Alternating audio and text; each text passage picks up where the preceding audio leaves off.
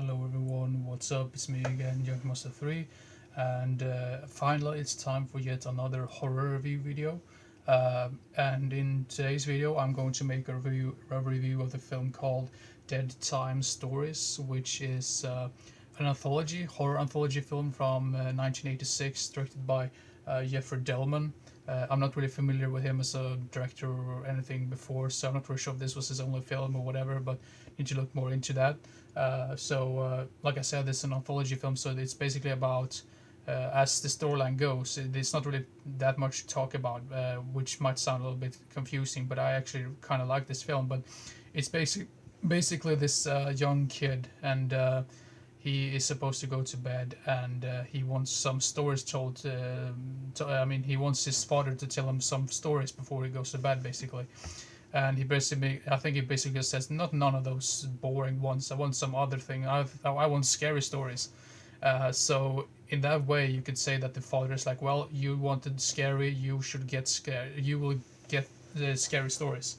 So it's basically like the typical sort of like Grimm. I think it's the Grimm brothers that wrote most of those stories that are included in this one. So I think it's Red Riding Hood, Goldlock, and the Three Bears, I believe it's called in English. And there's a third one as well. And the wraparound story, like towards the end, is sort of like the boy who cried wolf in a way. So I don't really remember the first story, what that was supposed to be all about, but it's basically those like typical like stories in general, but they have like a special type of horror spin to them. So I thought that was quite fascinating and really interesting. Very interesting for a premise like that. Like, oh, this kid wanted like scary stories, you'll get a few twisted stories indeed. I mean, if you've read any of the Red Riding Hood or like Goldlocks or like anything like that, you probably already know what this is all about. Like I said, the first story, I'm not really sure what that was based on. I'm probably just blacking out at this at the moment. If you know what that story, what that was all about, please let me know, because I did a little bit of a research on this, and I couldn't really find what that first story was meant to be, like the reference to that other like kid story or whatever.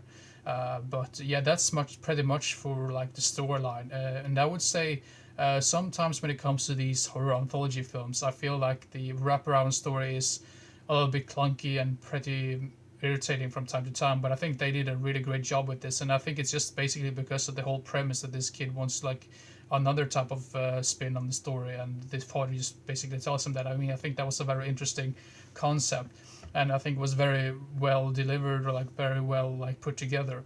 Um, as for the stories themselves, I do remember I really liked the first story. I would say out of all these three, I would say that Red Riding Hood was probably the weakest one in my personal opinion, but that still has some really interesting like creature effects as well. And speaking of effects, I must also say that I really like the practical effects in this one. The blood and gore effects are really top notch. It feels, I mean, I would also say, I mean, if it comes to like negative things, I would say it feels a little bit uh, kind of a little bit dragging in the middle. I mean, kind of like a boring midsection of the films, if you say so. But I really enjoyed that last story with the Goldlocks as well. I thought that was really an interesting spin on the whole thing. This is not really any big spoiler or anything like that, because once you get to that story, they basically tell you right from the get go what these type of people are. So you have like these Papa Bear and Mama Bear and Papa Bear, Mama Bear, and Kid Bear or whatever. And they are like basically like crazy people, and Goldilocks is supposed to be this like wanted serial killer. I thought that was a very interesting spin on that whole story. So that was really great as well. Cinematography, camera work is really good as well.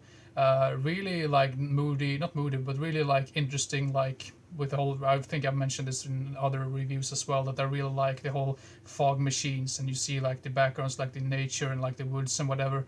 I thought that was very atmospheric and really cool as well. And what else can I talk about? The music is also very like soothing and really like fun in a way. I mean, because this feels like a very like almost like a feel good type of horror film, if that makes sense. But it has a very special type of atmosphere to it that I really appreciated, and yeah, I really like the whole setting as well. So I don't really know what else I can complain about. It's probably, like I said before, like the mid section is a little bit tiresome after a while. But other than that, I think it's a really interesting film. I mean, it's not a masterpiece or anything like that, but This is probably a film that I can see myself rewatching. So definitely one of the better like anthology films that I've seen in quite a while. So yeah, that's always good. So I'm gonna give this film a 6 out of 10. Uh, I'm almost at a 7 out of 10, but I feel like I probably need to rewatch it if I'm gonna bump it up to a 7. See if I actually do like it as much as the first time. So yeah, and 6 out of 10 might sound a little bit low, but that's how it is at this particular moment. So yeah. And if you want to get a hold of this film itself, I urge you to try to track down like the Blu-ray release. I'm not really sure what company that released that one. I think it was 101 Films or 88 Films. I believe it's any of those companies if you're in the UK. Not really sure what company that was releasing this in the US. I think it was maybe Shout Factory or something, or Scream Factory. Sorry, I think yeah, Scream Factory. That's what I meant. Because this is a very old DVD release. I think this was released like in the early 2000s. No, it's 2006. But I mean, this is basically like a bare bones type of edition. It's only like scene selection and play movie and nothing else. And you can tell that it's pretty much like a VHS transfer on this one as well, because some scenes are a little bit too dark for its own good. And I don't blame the film for that. It's basically like the release itself, in my personal opinion. So yeah, so if you want to get this film, go check out any of the Blu-rays and see if you can find that for a decent price instead.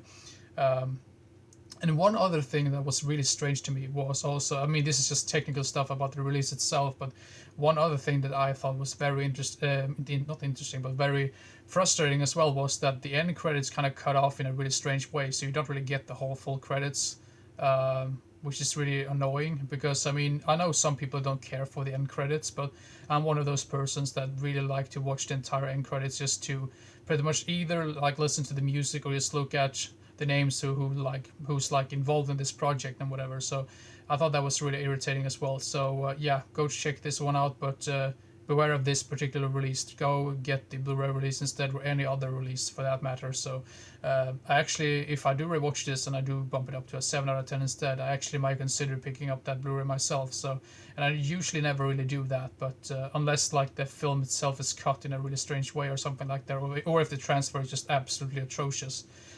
I've seen worse transfers out there, so this is not really the worst thing in the world, but yeah, that's a little bit frustrating. But I mean, the movie itself, though, is a 6 out of 10. It's a really interesting and sort of underrated anthology film, or like horror anthology film in general, I would say. So yeah, Deadtime Stories. So yeah, Tales of Death.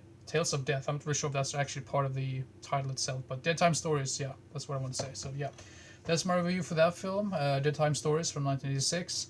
I'm not really sure what other like new video I'm gonna make. Probably an update video, because I have a lot of things to show you, but I'm still waiting for some films to arrive in the mail, so I'm probably gonna wait with that, and maybe another horror review video or another ranking video, because I have yet to make that Stanley Kubrick ranking video as well. I have one more movie to watch, and that's Barry Lyndon. The reason why I haven't watched it yet is that it's like over 3 hours long, and I usually need to be in a specific type of mood when I watch some of those films. So yeah, but anyway, hope you enjoyed this particular video, and yeah, see you next time. Bye bye.